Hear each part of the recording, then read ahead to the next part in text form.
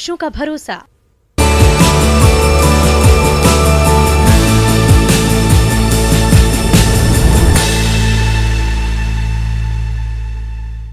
सुप्रभात, नमस्ते बिहार। मैं हूं आपके साथ विभा उपाध्याय और बुलेटिन की शुरुआत इस वक्त बड़ी खबर के साथ। खबर मणिपुर से, जहां जेडीयू को बड़ा और तगड़ा झटका लगा है। पार्टी के 6 में से 5 विधायकों ने बीजेपी ज्वाइन कर ली है। जिन 5 विधायकों ने पाला बदला है उनके नाम भी जरा जान लीजिए। उनके नाम है KH जॉय किशन, N सनाते, मोहम्मद अबचलुद्दीन, पूर्व पुलिस महानिदेशक AM खाउटे और थांगजाम अरुण कुमार। ये वो तमाम नाम हैं। 6 में से 5 विधायकों ने बीजेपी ज्वाइन कर लिया है और अभी तक इन विधायकों की तरफ से कोई प्रतिक्रिया नहीं दी गई है। लेकिन जेडीयू के लिए न सिर्फ एक ये बड़ा झटका है, बल्कि पूर्वोत्तर में कमजोर होती पकड़ का एक संकेत भी इसे माना जा रहा है। कुछ समय पहले ही अरुणाचल प्रदेश में भी जेडीयू के एकमात्र विधायक जो बचे हुए थे वो बीजेपी में शामिल हो गए और ऐसे में उस राज्य से जेडीयू का प्रतिनिधित्व पूरी तरह से खत्म हो गया।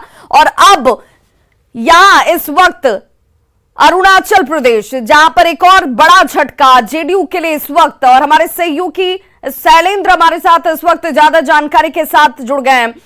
मणिपुर से एक बड़ा झटका जेडीयू को इस वक्त। शैलेंद्र, नहीं लगता है कि जिस विस्तार की तरफ नीतीश कुमार बढ़ रहे हैं उस विस्तार में कहीं ना कहीं एक बड़ी ताकत इन्हें रोकने के पीछे भी लगी है और कहीं ना कहीं ये बड़ी परेशानी का सबब भी इनके लिए? देखिए, जिस तरीके से पूर्वोत्तर राज्यों में नीतीश कुमार को लगातार झटका लग रहा है, उसी क्रम में कहा जा सकता है कि एक बड़ा झटका नीतीश कुमार को एक बार फिर से लगा है।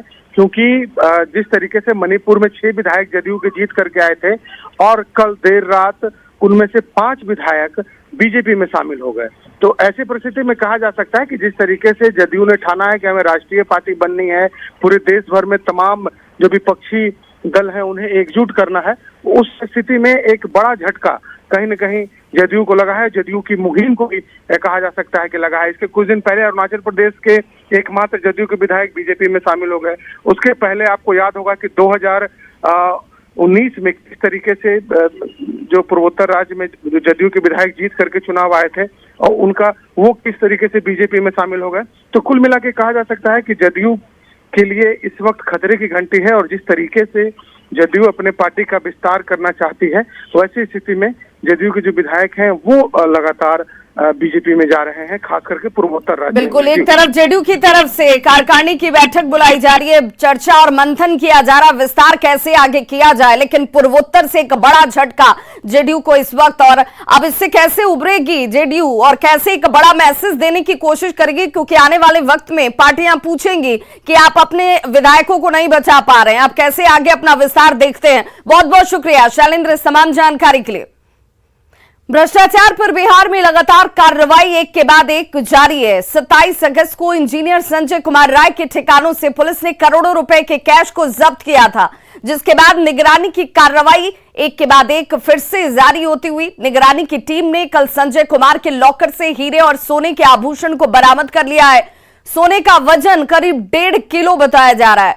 वहीं निगरानी की तरफ से यह कहा गया कि जो आभूषण जब्त किए गए हैं उसकी कीमत तकरीबन 78.37 लाख रुपए, यानी अंदाजा लगाइए कि इस रकम के सोने को रखा गया था लॉकर में इंजीनियर की तरफ से। अभी भी निगरानी की जांच होती नजर आ रही है। आपको यह भी बताते चलें कि 27 अगस्त को निगरानी ब्यूरो ने किशनगंज में पदस्थापित ग्रामीण कार्य विभाग के कार्यपालक अभियंता संजय कुमार राय के पटना और किशनगंज के ठिकानों पर एक साथ छापेमारी की थी और करोड़ों रुपए की संपत्ति का खुलासा इस दौरान हुआ था। इंजीनियर के पटना स्थित आवास से 1 करोड़ रुपए कैश बरामद किए गए, जबकि किशनगंज की बात करें तो इनके एक राजदार के ठिकाने से 3.03 करोड़ रुपए बरामद हुए। और संवाददाता संजय हमारे साथ इस वक्त ज्यादा जानकारी के साथ फोन लाइन पर पटना से जुड़ गए हैं। संजय, शायद इससे पहले जब तक कार्रवाई नहीं हुई थी ये अंदाजा भी नहीं होगा कि इस कदर करोड़पति और रसूखदार ये तमाम पदों पर बैठे हुए सरकारी कर्मचारी हैं। बिल्कुल विवाह। और देखिए, संजय कुमार राय इनके यहाँ जब छापेमारी हुई थी तो लॉकर के बारे में जानकारी मिली थी और पटना में ये लॉकर है। और इसके बाद जाने से जब अनुमति मिली, पहले इसको फ्रीज कर दिया गया था, ये जो बैंक में लॉकर है। और उसके बाद जो सगुना मोड़ है वहां पर HDFC का जो बैंक है, इस लॉकर को खोला गया था शुक्रवार के दिन। और इसको खोलने के बाद जब अंदर से 1.5 किलो आभूषण निकला, जिसमें सोने का आभूषण सबसे ज्यादा था, तो निगरानी के अधिकारी भी हैरान रह गए। और फिलहाल जो आकलन किया गया है 78,33,851 रुपए का ये आभूषण जो है वो मिला है। उसके अलावा और कई चीजें मिली जिसका आकलन किया जा रहा है। आज भी ये कार्रवाई चलेगी। तो निश्चित तौर पर ये भ्रष्ट और धनकुबेर अफसर जो है, इन्होंने सारे अपनी मर्यादा, कानून सबको ताक पर रखकर इस तरीके से धनार्जन किया है, उसको एक एक कर निगरानी खंगालने में लगी हुई है। और देखा आपने किस तरीके से इनके आवास से 4 करोड़ से अधिक जो कैश है वो रिकवर किए गए थे। अब लॉकर में जो चीजें हैं वो धीरे धीरे निकल कर सामने आ रही हैं। विवाह, चलिए बहुत बहुत शुक्रिया संजय इस तमाम जानकारी के लिए। तो देखिए, ये करोड़पति इंजीनियर साहब हैं संजय राय, जिनके ठिकानों पर ताबड़तोड़ कार्रवाई आज भी जारी है। लेकिन जब लॉकर खुला तो खजाने सामने आने लगे, जहां पर रसूखदार कह लीजिए इन्हें, इनके जो विश्वस्त थे उनके घरों से करोड़ों रुपए मिल जाते हैं। लॉकर से लाखों के गहने, आभूषण और कैश बरामद हो जाते हैं। हालांकि ये कार्रवाई ऐसे तमाम भ्रष्ट अधिकारियों पर सरकार की तरफ से लगातार जारी है। वहीं खबर कटिहार से, जहां नगर थाना क्षेत्र के संतोषी चौक के पास अज्ञात अपराधियों ने 2 लोगों के साथ पहले तो जमकर मारपीट की और फिर दोनों के सीने में गोली मार दी गई। गंभीर हालत में पप्पू सिंह और चिंटू सिंह को पहले सदर अस्पताल और फिर बेहतर इलाज के लिए कटिहार मेडिकल कॉलेज रेफर किया गया। और बताया जा रहा है कि पप्पू सिंह अमला टोला के रहने वाले हैं, जबकि चिंटू कुमार 2 नंबर कॉलोनी के रहने वाले हैं। दोनों सूद ब्याज के काम से जुड़े हुए थे और इसी से जुड़ा हुआ रुपया वापस लेकर लौट रहे थे, जिस दौरान अज्ञात अपराधियों की तरफ से इन्हें निशाना बनाया गया, घेरा जाता है, जमकर मारपीट की जाती है और उसी दौरान दोनों के ही सीने में गोली उतार दी गई। दोनों को एक एक कर गोली मारी गई है। फिलहाल पुलिस घटना की तफ्तीश में जुटी हुई है। तो तस्वीरें आपके सामने, जहां पर बेखौफ अपराधी कह लीजिए, जिनकी तरफ से घटनाओं को अंजाम दिया जा रहा है, 2 लोगों को इन बेखौफ अपराधियों ने पहले मारपीट की और उसके बाद गोली मार दी। आ रहे थे, कहाँ से? संतोषी से। हाँ, कम से कम 15-20 गाड़ी से आया। हाँ, लटा के पहले मारा। हाँ, उसके बाद पिस्टल निकाला, गोली मार दिया। कौन था, कुछ पहचानते हैं? नहीं। आपका क्या नाम है? मेरा नाम चिंटू सिंह है। और जो है उनका क्या नाम है? पप्पू सिंह। कहाँ घर है आप लोग का? क्या चीज बात को लेकर झगड़ा हुआ? कोई बात नहीं, अचानक रोका। हाँ, डायरेक्ट पूछा, पप्पू सिंह तू ही ना है रे? हाँ, उसको मारने लगा, हमको भी मारने लगा। खबर गोपालगंज से, जहां पर एक वीडियो सोशल मीडिया पर तेजी से वायरल हो रहा है। वायरल वीडियो में एक युवक डांसर्स के साथ डांस करता दिखता है और फिर हवाई फायरिंग करने लगता है। ये वो वीडियो है आपके टीवी स्क्रीन पर इस वक्त। ये सिर्फ 6 सेकंड का वीडियो और इस वीडियो ने पुलिस महकमे की नींद उड़ा दी है, हड़कंप मचा दिया है। मामला भोरे थाना क्षेत्र के रकबा गांव का है। वहीं वीडियो सामने आने के बाद पुलिस मामले की अब जांच में जुट गई है। बताया जाता है कि रकबा गांव में छठियार का आयोजन किया गया था और उसी दौरान ऑर्केस्ट्रा को बुलाया गया। इसी बीच एक युवक स्टेज पर चढ़ता है और डांसर्स के साथ डांस करते हुए हाथ में पिस्टल लेकर फायरिंग करने लगा। फायरिंग के दौरान युवक दोबारा, देखिए आपको ये शख्स एक बार नहीं 2 बार फायरिंग करते हुए दिख रहा है, लेकिन वो फायरिंग जैसे ही करने की कोशिश करता है वो कर नहीं पाता है। वायरल वीडियो की हालांकि न्यूज़ 18 पुष्टि नहीं करता।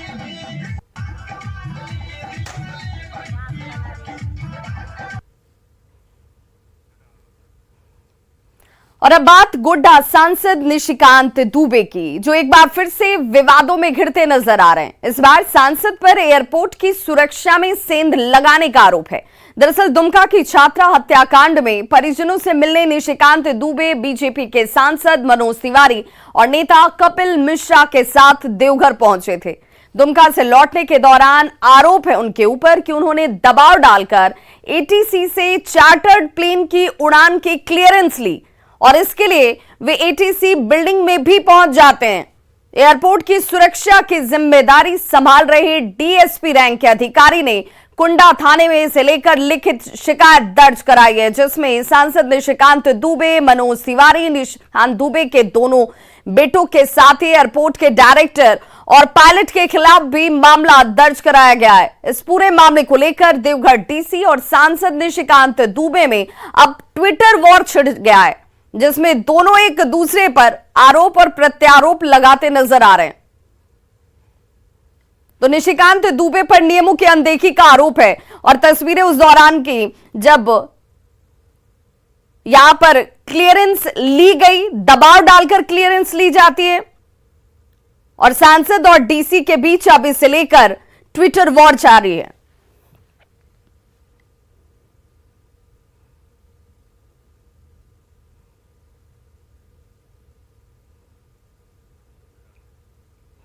बिहार में शिक्षा मंत्री डॉक्टर चंद्रशेखर ने पटना में आयोजित एनसीईआरटी के टीचर ट्रेनिंग कार्यक्रम में जाति व्यवस्था पर सवाल उठाए। चंद्रशेखर सिंह ने कहा कि जाति व्यवस्था नहीं होती तो भारत विश्व गुरु होता। जाति व्यवस्था पर हमला करना जरूरी है क्योंकि बाबा साहब के सपनों को तोड़ा जा रहा है। चंद्रशेखर ने यह भी कहा कि शिक्षा मंत्री के रूप में कमजोर और दुखी महसूस कर रहा हूं। प्रभु परमात्मा ईश्वर अगर जाति बनाए होते तो ये बीज 3 ही देश में लगा के नहीं भाग गए होते। चीन में भी लगाते, अमेरिका में भी लगाते, ऑस्ट्रेलिया मतलब दुनिया के और देशों में लगाते। तो ये तो माना ही जा सकता है ना कि अगर परमात्मा प्रभु खुदा जाति का बीज लगाते तो ये 3 देश में नेपाल, भारत, मॉरिशस जो छपरा के लोग जाके बस गया है बिहार से, इतना ही इनमें नहीं लगाते। इसका मतलब है कि ये जातियां ये ईश्वरीय नहीं है, यह मैन मेड है। जो ईश्वरीय नहीं है उसको मानने की क्या जरूरत है। बिहार बीजेपी अध्यक्ष संजय जायसवाल ने नीतीश कुमार पर बड़ा हमला बोला है। संजय जायसवाल ने नीतीश कुमार को रबर स्टैंप सीएम बता दिया, जिसका रिमोट कंट्रोल लालू यादव के पास है। इधर संजय जायसवाल के बयान पर वित्त मंत्री विजय चौधरी ने भी पलटवार किया है। नीतीश जी एक रबर स्टैंप मुख्यमंत्री है जिनको चने के झाड़ पे बैठा दिया गया है कि आप प्रधानमंत्री बनेंगे और इसके सहारे सीबीआई, ईडी के जितने भी केस हैं वह इनके नेतृत्व में खत्म करना वो लोग चाहते हैं, जिससे कि ब्लेम नहीं है। नहीं तो ये तो आज अगर वो चाहें तेजस्वी जी तो आज मुख्यमंत्री बने, लेकिन इतना अच्छा रबर स्टैंप कहाँ मिलेगा कि जिसको चाहते हैं उसको मुख्यमंत्री। तो यह रबर स्टैंप एक जगह का आदेश पालन करे। अगर मुख्यमंत्री किसी का विभाग बदलता तो कम से कम उस मंत्री को जरूर सूचना देता, लेकिन जब मंत्री खुद रबर स्टैंप बन गया हो और कोई दूसरा आदमी मुहर मरवा रहा हो तो यही होगा कि सुबह मंत्री का पद बदला जाएगा, शाम को वह मंत्री खुद इस्तीफा दे देंगे। यह सब बताता है कि यह पूरे सरकार का रिमोट कंट्रोल लालू जी के पास। जब साथ में रह के भारतीय जनता पार्टी जिसका राष्ट्रीय स्तर पर या यूं कहिए कि पूरे देश में प्रभुत्व है, जब वैसे दल के लोग या वैसे दल के नेता या अगर दूसरे शब्दों में कहें तो प्रधानमंत्री, जब वो लोग रिमोट कंट्रोल से नीतीश कुमार को नहीं नियंत्रित कर सके तो किसी दूसरे दल का नाम लेके नीतीश कुमार को नीचा दिखाने की कोशिश करना ये हास्यास्पद है। ये शुद्ध रूप से हास्यास्पद है। उनको कुछ बोलना है तो बोलते हैं। विधानसभा में नेता प्रतिपक्ष विजय सिन्हा ने सीएम नीतीश कुमार पर जमकर हमला किया। उन्होंने कहा कि बिहार में अपराधी बेलगाम हैं और भ्रष्टाचार का बोलबाला है। विजय सिन्हा ने सरकार पर अपराधियों को संरक्षण देने का गंभीर आरोप लगाया। साथ ही ये भी कहा कि छोटे भाई भी वहीं पहुंच जाएंगे जहां बड़े भाई थे। जो शंखनाद हुआ है भ्रष्टाचार मुक्त राष्ट्र बनाने का, भ्रष्टाचार मुक्त बिहार बनाने का, अपराध मुक्त, वो अभियान नहीं रुकेगा।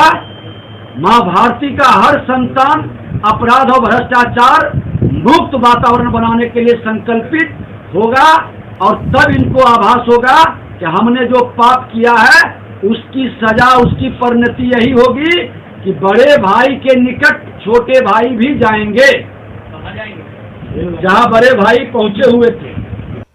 केंद्रीय गृह राज्य मंत्री नित्यानंद राय ने सीएम नीतीश कुमार पर एक बार फिर से तंज कसा। नित्यानंद राय ने कहा कि अब नीतीश कुमार की बोली बंद हो गई है, साथ ही तेजस्वी अब उनको भाने लगे हैं। भ्रष्टाचारियों को उनका संरक्षण भी अब मिल रहा है। बोली भी बदल गई है, खुद भी बदल गए हैं। तेजस्वी उनको भाने लगा है और उनको पता ही नहीं है कि हाँ किन किन भ्रष्टाचारियों को उनके द्वारा संरक्षण मिल रहा है। पटना के कदमकुआं थाना के राजेंद्र नगर इलाके में एक कारोबारी के घर चोरी का सीसीटीवी फुटेज सामने आया है। कारोबारी के घर से चोर आधा किलो सोने के साथ 4 लाख से ज्यादा रुपए कैश लेकर चंपत हो गए थे और ये सीसीटीवी फुटेज इस वक्त आपके टीवी स्क्रीन पर देखिए कैसे चोरों ने इस करतूत को अंजाम दिया। पुलिस सीसीटीवी फुटेज के ही आधार पर अब इन चोरों की तलाश में जुटी है।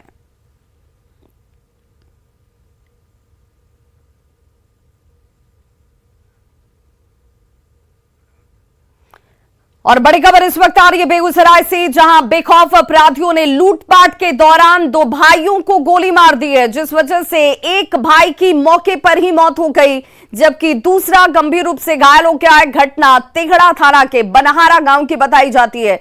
खबर के मुताबिक शुक्रवार की देर रात अपराधी सुबोध राय के घर में घुसे और लूटपाट करने लगते हैं। जैसे ही घर में मौजूद लोगों ने इसका विरोध किया तो अपराधियों ने पहले तो उनसे मारपीट की और बाद में 2 लोगों को गोली मार दी गई। घटना के बाद से इलाके में दहशत का माहौल है। वहीं स्थानीय पुलिस घटना की जांच में जुटी हुई है। वारदात में शामिल अपराधी पुलिस की पकड़ से अब भी बाहर हैं। तो बेगूसराय से यह बड़ी खबर, जहां 2 भाइयों को लूटपाट के दौरान गोली मार दी गई। भागलपुर के नाथनगर ब्लॉक के बाढ़ग्रस्त दिलदारपुर में बाढ़ के पानी में डूबने से 6 साल की बच्ची ज्योति कुमारी की मौत हो गई। बच्ची की मौत से आक्रोशित लोगों ने शव के साथ मंदिर रोजा चौक के पास सड़क जाम कर आगजनी किया। विरोध जाहिर किया गया। नाराज लोगों ने नाथनगर अंचलाधिकारी स्मिता झा के खिलाफ जमकर नारेबाजी भी की, साथ ही बदसलूकी भी की गई। नाथनगर सीओ ने अपने साथ हुए बदसलूकी पर मामला दर्ज कराने की बात कही है। डूबने से हो गई आपदा के समय, तो हम लोगों ने भी उसको पोस्टमार्टम में भेजा है ताकि पोस्टमार्टम के बाद जो सरकार के द्वारा, विभाग के द्वारा जो मुआवजा राशि दी जाती है वो दी जा सके। और हम लोग जितना जल्दी चाहेंगे कि जैसे ही पोस्टमार्टम आता है और हम लोग जो प्रोसेस है जल्दी से जल्दी करके और अंचल के स्तर से ये प्रक्रिया आगे बढ़ा दी जाएगी। अंचलाधिकारी भी यहीं पर हैं। सभी मैडम के साथ भी धक्का मुक्की की गई थी, इसको लेकर ये अगर इस तरह की घटना हुई है और इस तरह का ये हुआ है तो निश्चित रूप से हम लोग पहले देख लेते हैं, फिर उसके विरुद्ध जो भी होगा विधिवत कार्रवाई होगी। उत्तर प्रदेश के बिजनौर की रहने वाली मुस्लिम युवती सिद्रा नाज ने मजहब की दीवार तोड़ते हुए समस्तीपुर के हिंदू लड़के कैलाश चंद्र से शादी कर ली। मुस्लिम लड़की और हिंदू लड़के की शादी इलाके में चर्चा का विषय बन गई है। दरअसल समस्तीपुर के कैलाश बिजनौर में काम कर रहा था, जहां उसकी मुलाकात पड़ोस में रहने वाली सिद्रा नाज से होती है। दोनों ने शादी करने का फैसला लिया, लेकिन जब प्यार के बीच मजहब की दीवार आ गई तो सिद्रा नाज ने समस्तीपुर के बेहट गांव पहुंचकर मंदिर में कैलाश के साथ शादी रचा ली। हालांकि शादी के एक दिन बाद ही उत्तर प्रदेश पुलिस ने दोनों को गिरफ्तार कर लिया है। गिरफ्तारी से पहले सिद्रा ने वीडियो बनाकर अपने परिजनों से जान को खतरा बताया और पुलिस से सुरक्षा मुहैया कराने की गुहार लगाई। मेरे पेरेंट्स से खतरा है, अगर हम उस साइड जाए तो हम लोगों को मार सकते हैं, और जो उन्होंने पुलिस में दरख्वास्त लगाई है वो सब झूठियाँ। और हम लोग एक दूसरे से बहुत प्यार करते हैं और हम एक दूसरे के साथ बहुत खुश हैं। हम लोगों ने समस्तीपुर जिले में शादी कर लिया। हाजीपुर में आत्महत्या करने की नीयत से पहुंची एक युवती को एसडीआरएफ की टीम ने बचा लिया। क्लब घाट पर तैनात एसडीआरएफ के जवानों ने पुरानी पुल से छलांग लगाने से पहले ही रेस्क्यू बोट की मदद से युवती को सुरक्षित बचाया। और तस्वीरें देखिए आपके सामने, एसडीआरएफ की एक टीम नदी में ही मौजूद थी, जबकि दूसरी टीम ने पुल पर पहुंचकर लड़की के कूदने से पहले ही उसे बचा लिया। घरेलू विवाद इसके पीछे की वजह बताई जा रही है, जहां युवती खुदकुशी करने को लेकर पुल के पास पहुंच गई। एसडीआरएफ ने लड़की की जान बचा ली है, जिसके बाद नगर थाने को इसकी सूचना दी गई। पुलिस के साथ युवती के परिजन भी पहुंचे और युवती को अपने साथ घर लेते गए।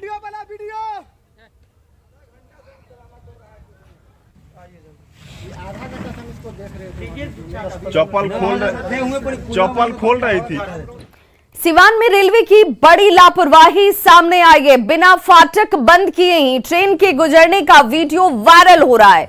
वीडियो मशरक थावे रेलखंड पर स्थित महाराजगंज रेलवे क्रॉसिंग का बताया जाता है। ये वो वीडियो है, देखिए फाटक खुली हुई है, यानी आवाजाही के लिए लोगों को मनाही नहीं है। खुले क्रॉसिंग से ट्रेन के गुजरने का ये वीडियो अब इस वक्त वायरल हो रहा है और गनीमत रही कि उस दौरान कोई वाहन यहां से गुजर नहीं रहा था, वरना बड़ा हादसा हो सकता था। हालांकि न्यूज़ 18 वायरल वीडियो की पुष्टि नहीं करता।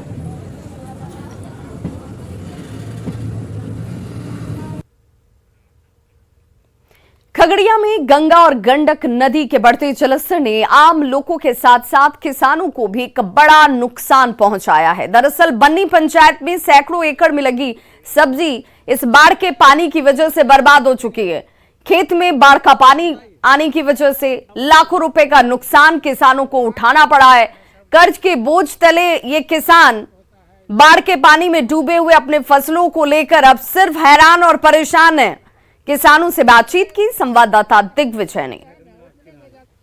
खगड़िया में बाढ़ से जहां आम लोग काफ़ी प्रभावित होते हैं, वहां किसानों की भी स्थिति काफ़ी ख़राब हो जाती है। ये हम आपको दिखा रहे हैं, ये बन्नी पंचायत है। यहाँ पर सैकड़ों एकड़ में जो है सो हरा जो सब्जी की खेती होती है यहाँ पर, लेकिन जो बाढ़ के कारण जो है सो हर साल यहाँ पर जो फसल जो है वो डूब जाता है। किसानों को लाखों रुपये की क्षति उठानी पड़ती है। ये एक साल की बात नहीं है, हर एक साल यहाँ पे जो किसान लोग जो हरा सब्जी का खेती करते हैं उनको नुकसान उठाना पड़ता है। जो किसान उनका कहना है कि मुआवजा भी जो है वो समय पर नहीं मिलता है, जिसके कारण वो कर्ज में डूबे हुए रहते हैं। कुछ किसान उनसे हम ये बात करते हैं।